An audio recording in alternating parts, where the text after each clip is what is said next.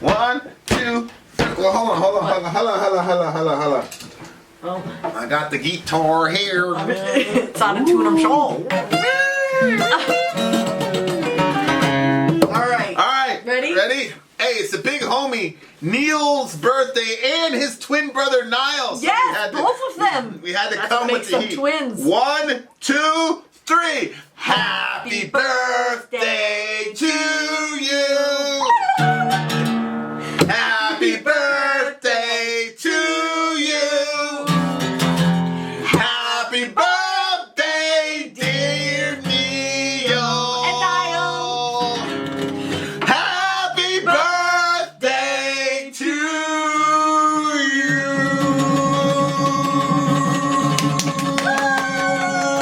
And many more. And many more. You bitches didn't think I could really play, did you? I'm Vin. I'm sorry. I'm Neil. Neil is back with us. Neil is back. This time, inshallah, we'll have all the pieces. You'll be able to see him, hear him, and we'll be there also. His name is Neil. His Yep. name is also Niall. Depends. You got to be an OG villager to know. Yeah. Niall is going to be listening to a song with us by the band YOB. The name of the song is called Our Raw Heart. Yeah. Should be very, very interesting. If you, dear listener, would like to know Theme of the week for us. not only how you can get your favorite song reviewed, but how to do it with Vin and Sori. He's been with us for the last hour because there's technical difficulties. I know. Yeah. That's Been a fun time. Been a fun time. He's been able to see like what life is like behind the scenes. If you want to see what life is like behind the scenes, we also have a live listen thing that we're trying to figure out. Once we can figure out what do you call that? OBS, whatever it is. Bullshit, whatever. Yeah. As Neil says, Mom and Dad are still fighting about how to get that done right. No, Dad is just doing it all by himself. Mom wants to find some bootleg, simple way of doing it because there's a tad bit of adversity. No. Anyway. Okay, so if you, dear listener, would like to be like your brother Neil or your other brother Niall and do a song with us, send me an email, villageschange@gmail.com. I'll tell you how to do it. All the other stuff as far as how to get a song reviewed, whether it's in a Patreon alliance, $1 to get a Patreon, or VillageXchange@gmail.com, 125 gets you straight to the head of the line. You do that 3 times, you get knocked down at $75 rate. You're at the $75 rate, aren't you, Neil? Yep. He is, but these are different reviews. Yeah, I know. I was about to say, if he wasn't, then he needs to be. Oh, yeah. Neil's good. Neil, introduce this band. This is going to be the first time in Vin and Sori history where I am not the one introducing the band. This is an honor reserved for my brother Niall. So, Niall, introduce the band for us. We're doing YOB. The song is Our Raw Heart. So just sit back, feel like relaxing and imbibing, go ahead, and just sit back and relax. All right. Bitches.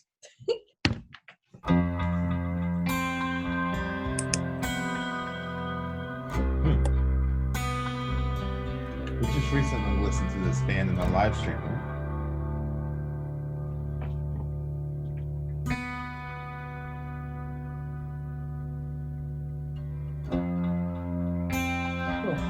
Let's chill.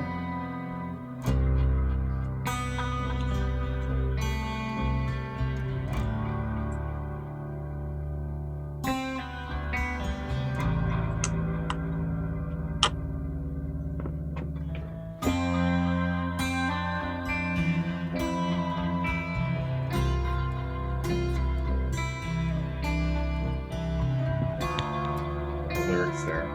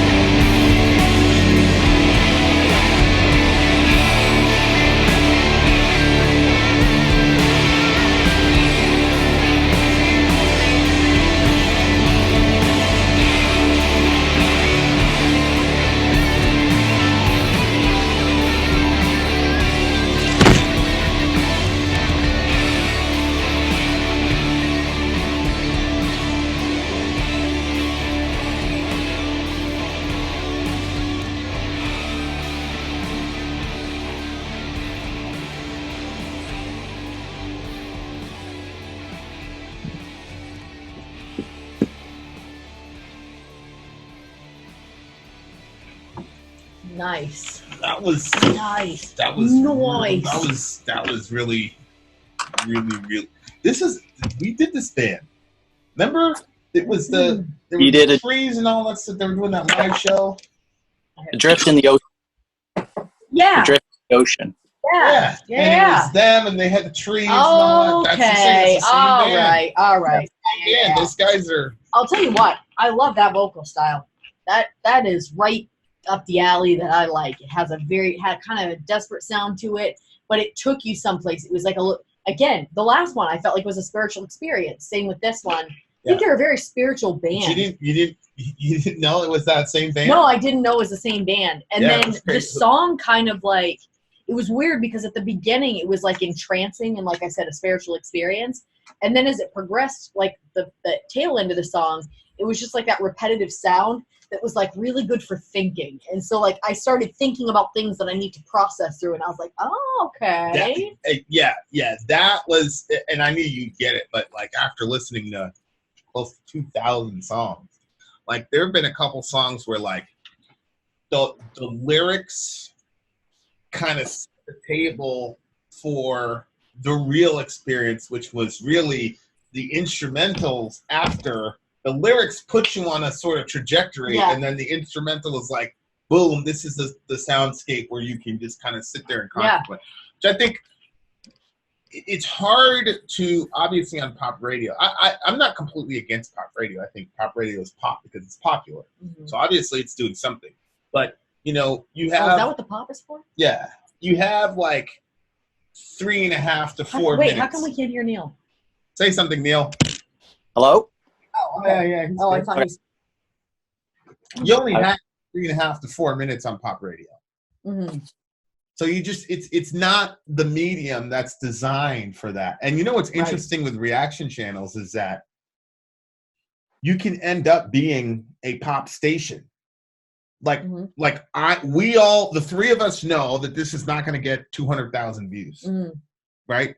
And we know how to get 200,000 views. It's very simple. Mm-hmm. Just do a week straight of Metallica and Tool, right? and you can get spun up in the algorithm and go.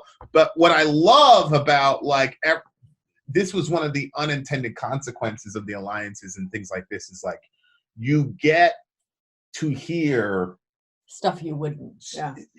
You know, like I can confidently say, you know, the top 10, top 20 reaction channels are not going to do this song. Mm-hmm.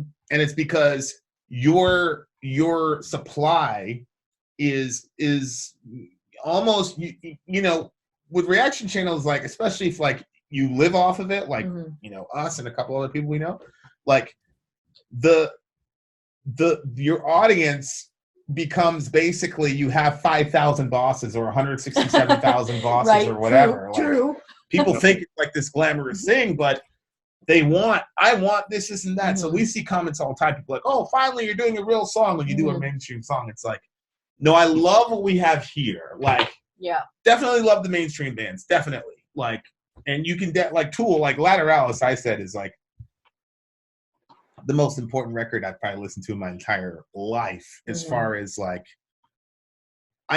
to me, the entire Lateralis record was that. It was the lyrics, and then you had the music, which was just giving you the chance to digest how the lyrics applied to your life.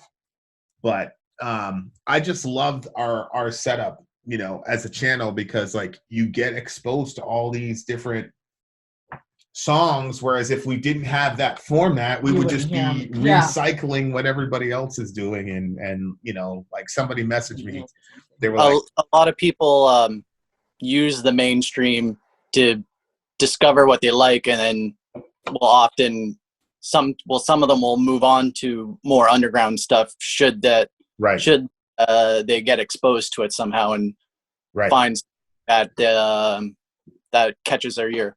YOB is actually opened for Tool before, like back in like oh my god, 2012. Yeah, around 2012, I believe, is when they were touring with Tool.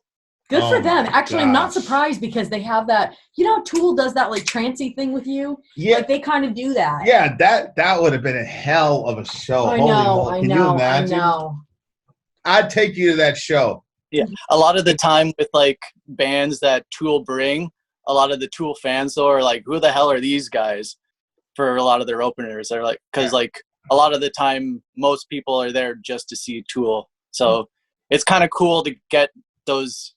Tool has a good ear for bringing interesting bands with them on tours, and it's you hope that those bands that they bring along get some good exposure by being linked with a band like that.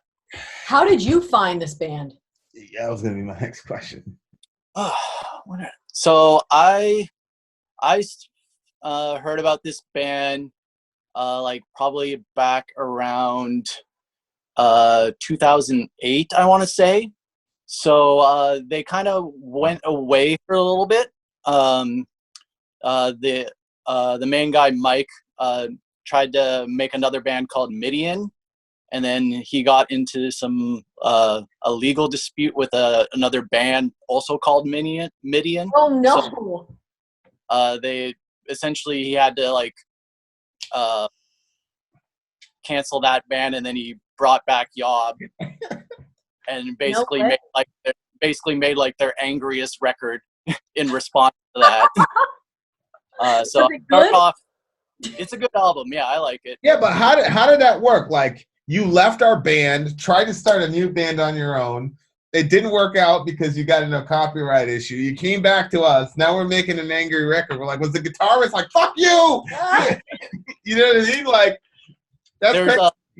There's a song on that album called Silence of Heaven, which is like almost just like consistent like of like primal screaming over like these droning guitars. It's a very difficult listen, but like otherwise like it's interesting to hear a couple times, but it's not one I go back to a lot. But there's that is so interesting. Oh, you have it right there. I'm just looking at the lyrics. War, obliteration, war within the whole soul, seeds of sorrow, soul, the morrow's first step. Yeah, it sounds like it's going to be a hard listen. What did this particular song mean to you? Why did you select this song? I mean, it's a challenging song, 14 minutes. Yeah. So I chose this song and this record primarily because there's a story behind it. So this song, like most of these songs were written in a hospital bed, basically. The singer, guitarist, the main songwriter, Mike, he had to get emergency surgery from a bout of diverticulitis, and I think he actually died on the operating table during this. Yeah, diverticulitis is no joke. First heard about that from Brock Lesnar. So that's how Brock Lesnar was like the first person I know of that got diverticulitis. It's basically in your colon you have these things called diverticuli, and like they'll get like infected and then they like rupture, and that can cause like really bad things down there. So yeah, extremely painful and life-threatening if not dealt with. Wow. So your prebiotics and probiotics, ladies and gents. Go ahead. Yeah. So after the surgery, he also got MRSA afterwards, but nearly did him in again. So fortunately, he was able to recover.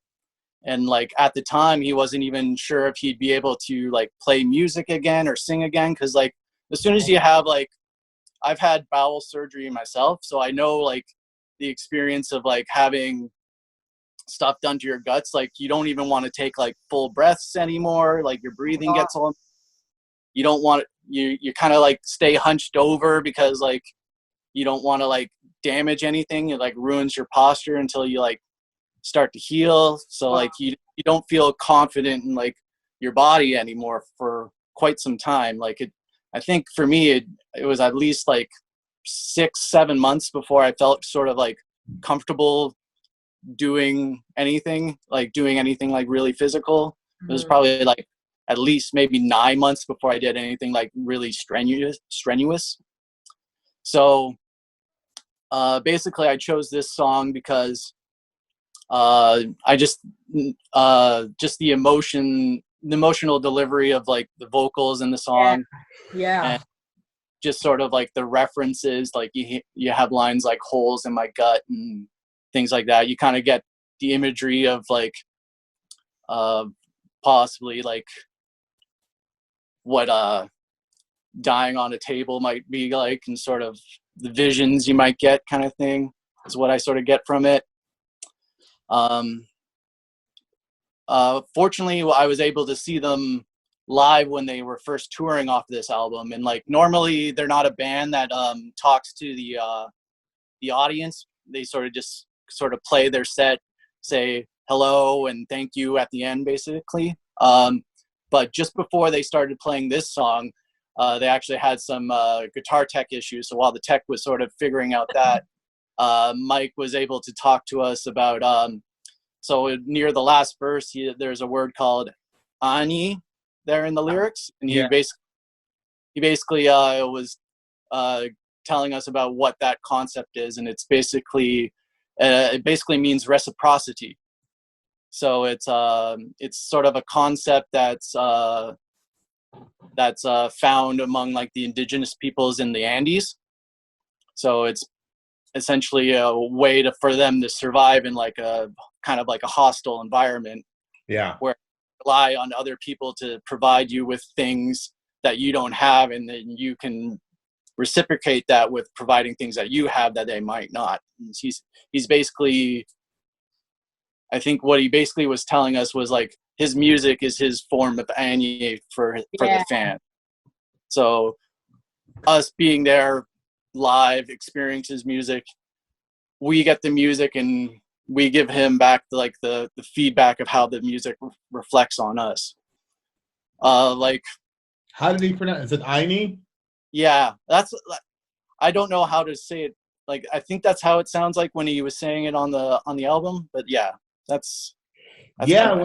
I broke a couple of my long-standing rules, but I googled that because I was like, I felt like that word was so important. Mm-hmm. And you're exactly right. Aini can refer to either the concept of reciprocity or mutualism among people of the Andean mountain communities, or the practice of this concept. As a noun, the law of Aini states that everything in the world is connected and is the only commandment that rules daily life. So like, that's the thing that I love so much, because it's like that line, that word, or that concept has literally millions of implications. Yeah. And the truth of it is real, you know? So like you create, so it's like there's only one commandment that you need to follow. It's like, it's crazy because it's a concept and a commandment simultaneously.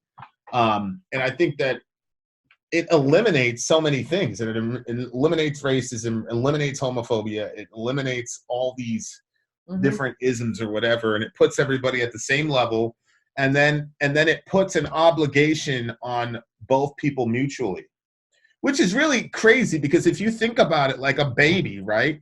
Like, we've got two babies, and it's like there is a sense in which the baby can give us nothing, but its dependence on us is actually the thing that it gives us.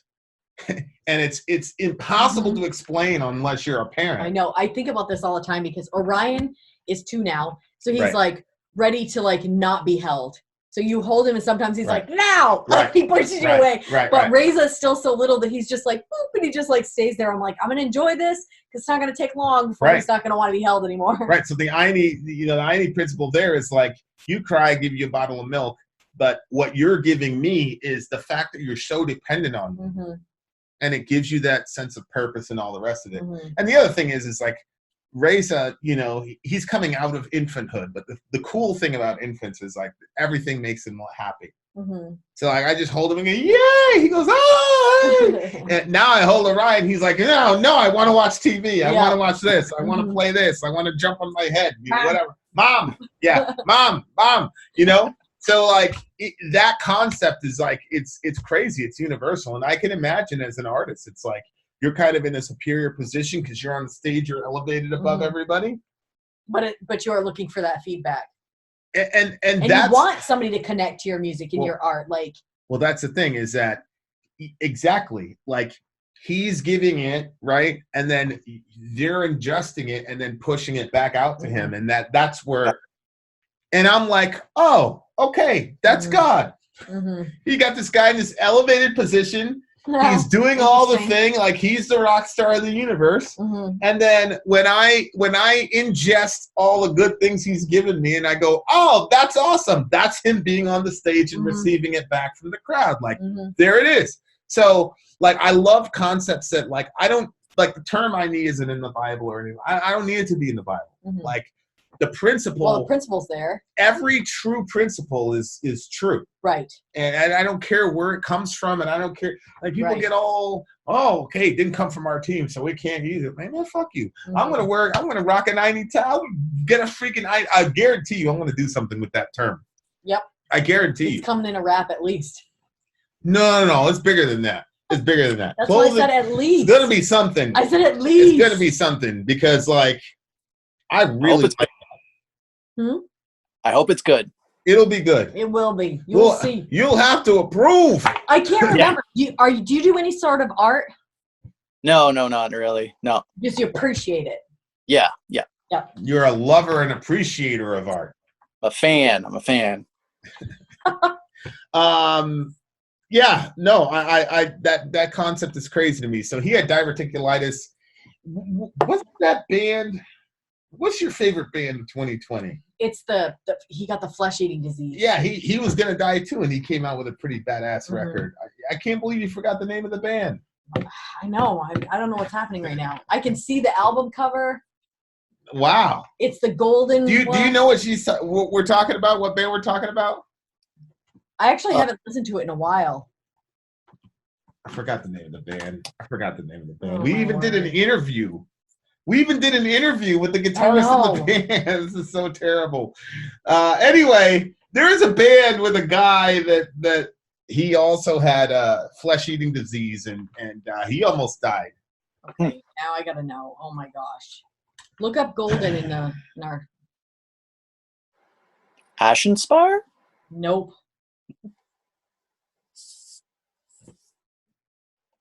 What the heck is wrong with me? I can't believe I don't remember this. Yeah, flesh-eating bacteria. Yo, I don't want to see that. Hold on. Stand by. I keep wanting to say My Dying Bride. It's not that. It's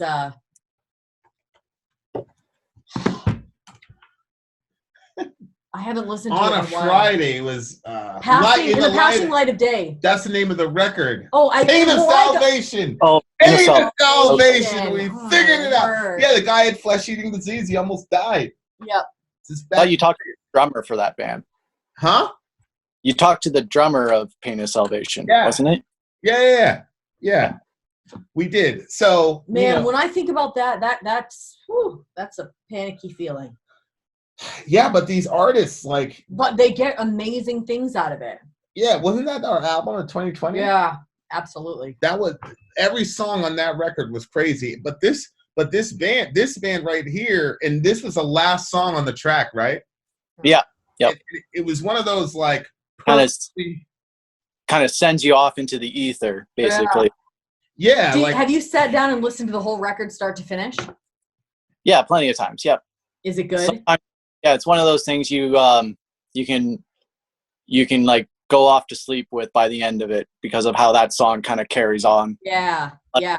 The very first track of Blaze is like super triumphant. It's like very like almost joyful and like exuberant. So it's a very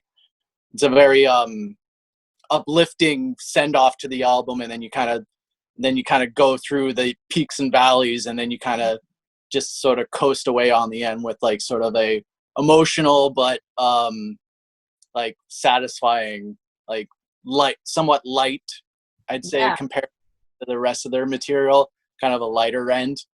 Yeah, but like definitely like serene, I'd say. So when you say go off into the ether, right? We're gonna use, we've got a Christian template that we use. So we'll say, I'm having a spiritual moment or moment with God or whatever. When you say going off into the ether, what does that mean for Niall? Not Neil. Probably for me, sort of like I get sort of like the cosmic imagery when I kind of think of that, sort of like hints of mainly black, but like hints of color, like the sensation of color, but not necessarily seeing it. That's that's the vibe that I get when I think of like the ether. Yeah, and certain songs take you there. Yeah, definitely. And do certain lyrics take you there, or is it a combination, or what? It's usually more of a music thing for me.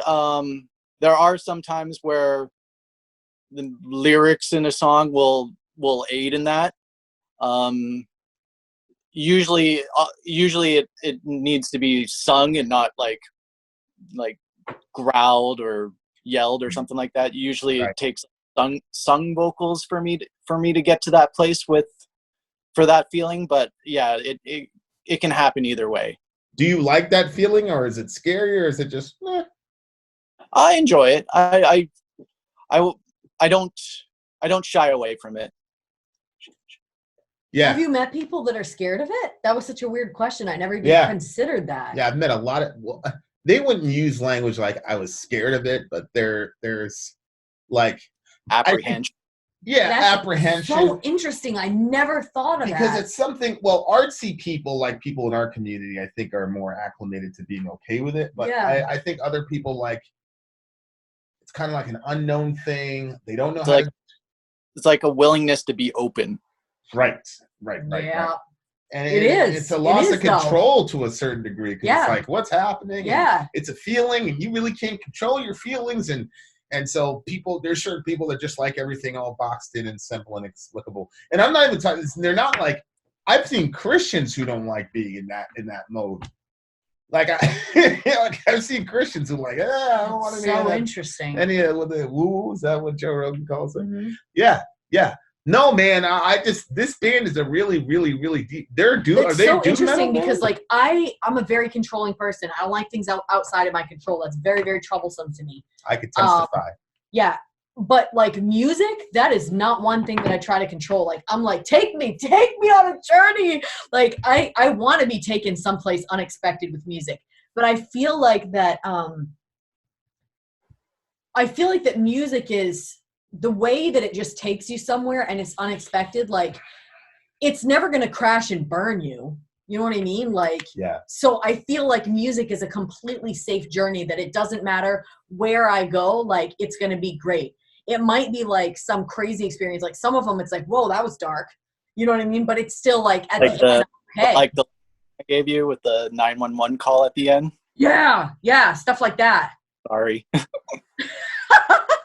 Yeah, but don't worry about it. You come from a background that celebrates these like esoteric experiences. Like your background celebrates that, at least in a Pentecostal tradition. Yeah. Your tradition. So let me say it that way. Your tradition celebrates having these experiences. But if you come from a tradition that doesn't celebrate that and either mocks people that. You know, because I was just reading something that Sam Harris was saying about just such a weird. I just never ever had that thought before. So it's like, it's like the first time hearing that. It's not fun for a person who. How many people have you known like that? A lot. What? Have you known anyone like that, Neil? Like what? That is like fearful of the journey that a song might take them on, because it's like going out into the ether. Not really in the circle that I'm with, that I've associate with, because like a lot of the people I associate with are like music fans, so they're like a lot of the time they're really open to that experience. There a lot of people that I associate with like to push the boundaries and stuff like that, so they're willing to go to those places should the music take them there. Yeah. What'd you give the song? Oh, it's a 10. It's a 10 for me. It was definitely. I'm debating between a 10 and 11 because it was a spiritual thing for me. But I think I'm going to go with a 10 probably tonight after I listen to it again. It probably would end up bumping it to an 11 because there are some songs that are like a spiritual experience and I'm good with like experiencing that fully like on camera. But this one was really interesting. Like to me, this one was a spiritual experience that should be experienced privately for me. Like, I want to listen to this song in the quiet of my own soul, away from everybody else. So it's probably an 11, but because I couldn't really fully experience it, I think I'm gonna have to go with a 10. What do you got? Like, if deprivation tank, it would like take you even further, right? Yeah, exactly. For me, I'd give it a 9. I picked this song more for the story around it than it being like my favorite YOB song. I do have others, but so kind of being familiar with like their discography, I rate it a little bit lower. You could like for me, I'd probably maybe knock off like maybe a minute or two from the ending, because it kind of carries on. Like, there's good and bad to how long that ending is. So sometimes sometimes I'm there for it and sometimes I'm not. So I'm sort of around a 9. I'm a 9.4. I really liked it. I was looking at the diverticulitis stuff and the INI thing. So I think if I listened to it again, I'd probably give it a higher score as well. But this band is so compelling to me, because I remember listening to it on the live listen, and I was just so blown away by them. And it was a great introduction to them, because they were and again, it was like there was trees, it's like they were playing in the middle of a forest or something like that. Yeah, that was something I bring up. I was happy that was your first experience with the band, because you kind of got to see like their energy. Yes.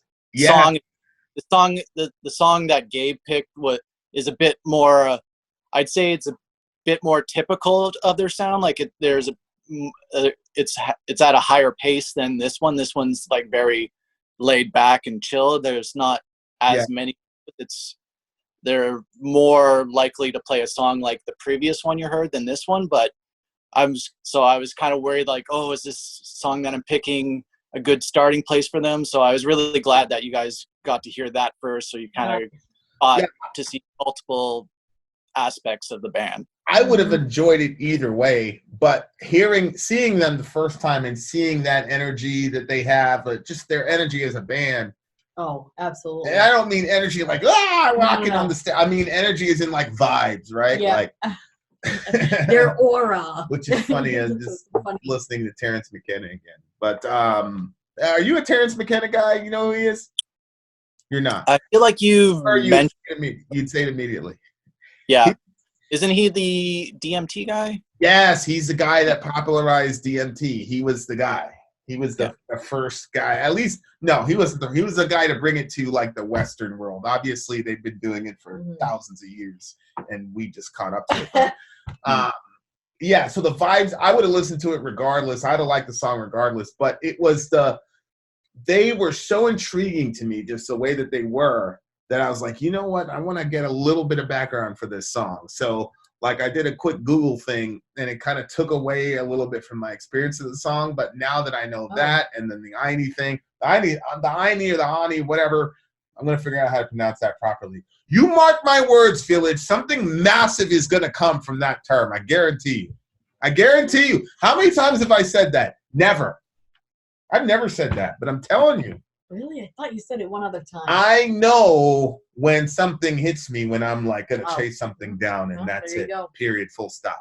I loved it. Loved it. Good song. I agree, though. So me sharing this song, giving you that word, now you're going to give us back something for receiving that. Correct. Right. And it's Ani. right. And then you're going to get it for free forever. Whatever the thing is. Anything having to do with that, Neil gets it. Neil and his twin brother Niall will get it for free for all perpetuity. Now you know what people are going to do. They're like, hey, Neil, ask him for it. I bet, like, I agree with you, Neil, though, that the end of the song, like, went on, but that's why I said it was like a thinking song for me. So it didn't matter that it went long, because I was thinking. But the ending was long, and it was repetitive. So I think if you didn't want to spend the time thinking, then I would have cut it like 4 minutes before the end. Yeah, and that's your, prerogative as a listener. Mm-hmm. But it wasn't like horrible. Like, what's the name of that band that you like? You're gonna say the Harlequin Forest. Harlequin Forest nonsense, when it was just dun dun dun dun Dun, dun, It was for the heart. freaking 2 minutes. For 2 minutes. Dun, dun. Ridiculous. I was Ridiculous. actually was watching. I forgot the name of the band. I was watching somebody. Opeth. Opeth. Yes, that's it. I was watching. Hey, do an interview with us. I was watching somebody. They talked about, like, it's not like the last 2 minutes of that Opeth song. I was like, thank you. I'm not the only one. Rude. Real reactions here, ladies and gents. Rude. But still, come to an interview. For the Opeth fans out there, they've liked a lot of their other songs. It was just that one you've had a problem with. Yeah, there you go. There you go. I'm going to figure out how to pronounce that word properly. How do we pronounce that word properly? I'm going to Google it right now. I'm a big guy on pronunciation. I-knee. There it is. Look, that looks like a band, doesn't it? Mm-hmm. I would like, is there a live video of this one? There are live videos of this song. I don't know if the recording is as good as the live recordings you've seen of them elsewhere, but there's probably something I could probably, if I took some time, I could probably find something. Yeah, I think a lot. When I was listening to the beginning part of it, I'm like, oh man, I would love to see this live. Oh, when I heard that live, it like nearly brought tears to my eyes, because it was just like a wall of sound washing over you, and it was very, very overwhelming. This song? Yeah. Yeah, I felt emotional at the beginning of it as well. I was like, wow, okay. Eine? It sounds like you're going to say, I need.